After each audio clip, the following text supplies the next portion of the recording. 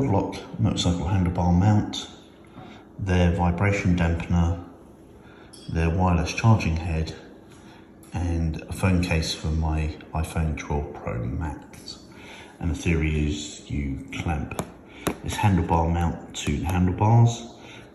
This blue part I don't think you actually will need because of the wireless charging head, but ordinarily you'd fit that if you just wanted to mount it to your bike. But I think this part comes off.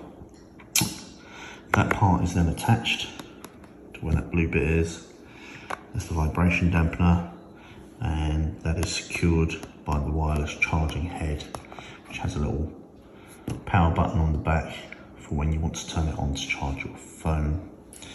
And then the case has this kind of locking mechanism. It's four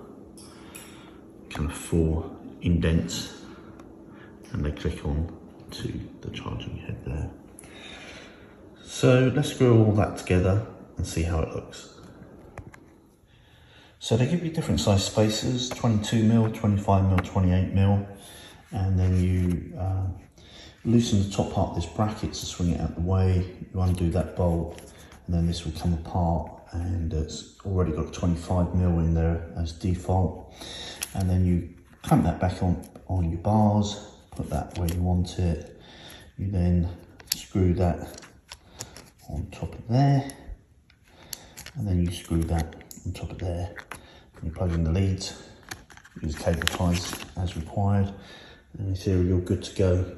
So let's put it on the bike. So that's what it looks like all installed. Got your cable, got a little plug in here, bought off Amazon, USB straight into the back of the unit. You've got your clamp, you've got your vibration dampener underneath, waterproof cable straight in there, you've got your quad lock, your phone just twists on, and then this just pushes up and down like that to release your phone.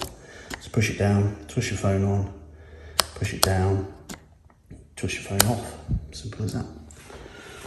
And I mounted it in